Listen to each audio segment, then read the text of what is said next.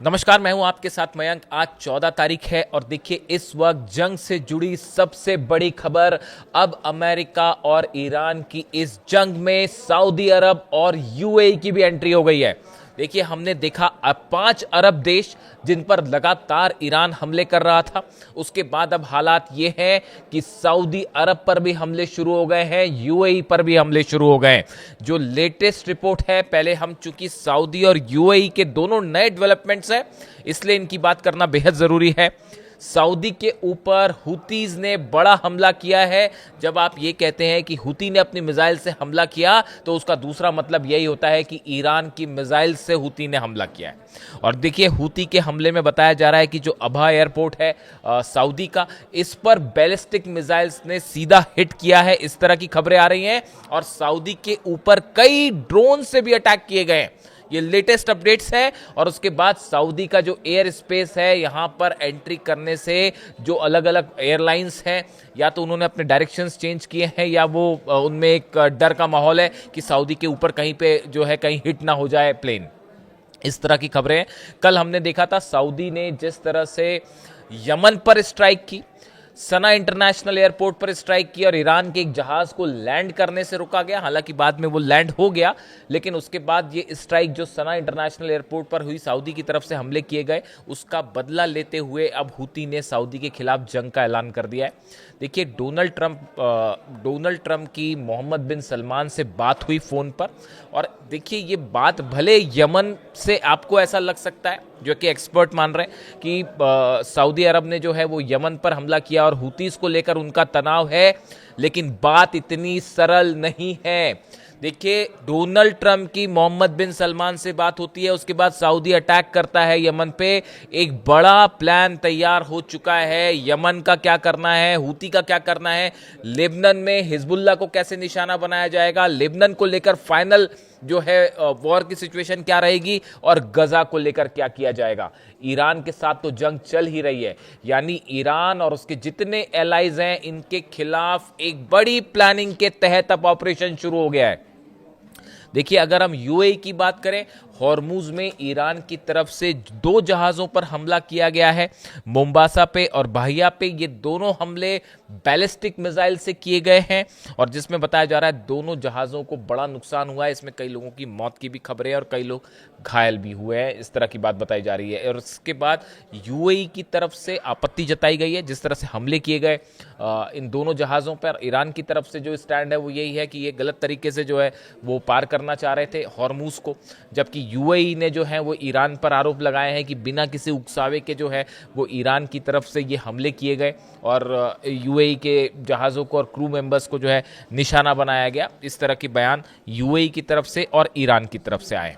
साथ ही खबर ये भी है कि यूएई के भी कुछ अमेरिकन बेसिस के ऊपर ड्रोन स्ट्राइक्स की कोशिश की गई है। हालांकि ये बैलिस्टिक मिसाइल अटैक्स नहीं थे, लेकिन यूएई पर भी ड्रोन अटैक शुरू हो चुके हैं।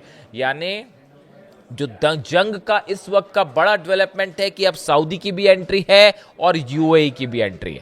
अगर आप हॉर्मुज की बात करें, देखिए हॉर्मुज में ईरान की तरफ से ये दावे किए जा रहे हैं कि अमेरिका की नेवी के कुछ जहाज़ों को निशाना बनाया गया है और उन्हें हिट किया गया है, ऐसा दावा ईरान की तरफ से किया जा रहा है।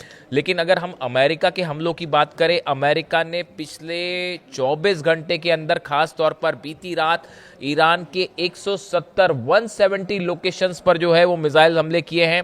और ये जो हमले हुए हैं इसमें किश आइलैंड शामिल है, केशम आइलैंड है, बुशर में हमले हुए हैं, चाबार में हमले हुए हैं, जास्क में, कोनार्क में, अबू मूसा और बंदर अब्बास। करीब 10 से 12 लोकेशंस ऐसी हैं जहां पर 170 से ज्यादा स्ट्राइक्स अमेरिका की तरफ से की गई। अब बात ईरान के बदले की करें, ईरान की तरफ से जो हमले हुए हैं, ईरान ने इस वक्त सबसे बड़ा हमला किया है एक बार फिर बहरीन पे, जहां पर अमेरिका के जो सेना के अधिकारी हैं, ये जिन घरों में रहते हैं, जिन क्वार्टर्स में रहते हैं, उनके ऊपर स्ट्राइक्स की गई हैं और अमेरिकी सैनिकों के ऊपर सीधा हमला किया गया, इस तरह की जानकारी सामने आ रही है। इसके अलावा देखिए जो रडार सिस्टम है बहरीन में, उसको तबाह कर दिया गया है। अर्ली वार्निंग जो सिस्टम है बहरीन में लगा हुआ है, पांचवें बेड़े के पास अर्ली वार्निंग सिस्टम वो होता है कि अगर किसी तरह का कोई ड्रोन या मिसाइल स्ट्राइक हो रही है तो वो पहले से ही उसकी वार्निंग देना शुरू कर देता है। उसको तबाह कर दिया गया है। पेट्रियट सिस्टम के ऊपर एक बार फिर मिसाइल गिरी है।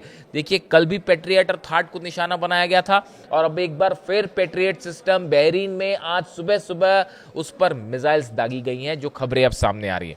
यानी बहरीन में सबसे बड़ा अटैक ईरान की तरफ से किया गया है और खैबर मिसाइल्स, कद्र और इमाद, ये 3 मिसाइल्स की जो है बौछार कर दी गई है बहरीन के ऊपर। आप जॉर्डन में देखें, अल सॉल्टी बेस में अमेरिका के फाइटर जेट्स खड़े होते हैं, यहां पर मिसाइल्स गिरी हैं। देखिए, जॉर्डन को लेकर भी ईरान की तरफ से एक बयान आया है।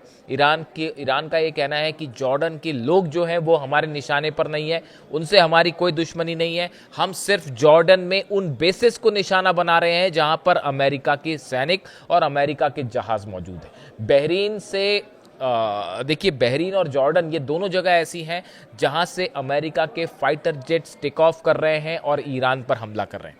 यही वजह है कि बहरीन, जॉर्डन, खास तौर पर ये दोनों देश जो हैं, इनके बेसिस जो है वो ईरान की मिसाइलों के टारगेट पर हैं, निशाने पे हैं। इसके अलावा ओमान पर हमला हुआ है। ओमान में दुख पोर्ट पर जो है वो बैलिस्टिक मिसाइल से अटैक किए गए।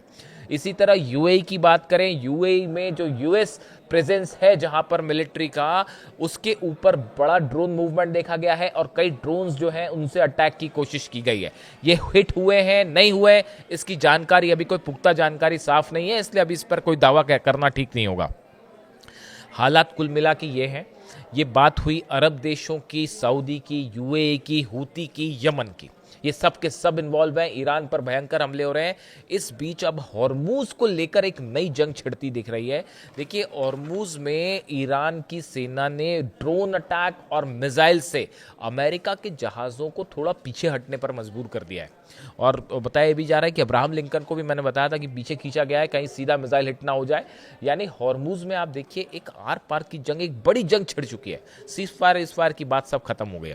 अब वो जो जंग है उसमें आप देखिए एक पैटर्न दिखाई दे रहा है पूरा। अगर आप अमेरिका के हमलों की बात करें, केशम आइलैंड पर हमला है, कीश आइलैंड पर हमला है, जास्क पे है, अबू मूसा पे है, बंदर अब्बास पे, ये जो टारगेट्स अमेरिका कर रहा है, ये ऐसे जगहों पर निशाना बनाया जा रहा है ताकि हॉर्मूज के आसपास ईरान की जो मिसाइल लॉन्चर्स हैं उनको हिट किया जाए, मिसाइल बेसिस को हिट किया जाए, रडार सिस्टम को हिट किया जाए, ड्रोन लॉन्चर्स को हिट किया जाए। ताकि क्या इसका इशारा ये है कि अगले चंद दिनों के अंदर खार्ग आइलैंड या केशम आइलैंड के पास, जैसा पहले भी अंदेशा था, जानकारियां आई थी कि ग्राउंड ऑपरेशन एक बार फिर हो सकता है।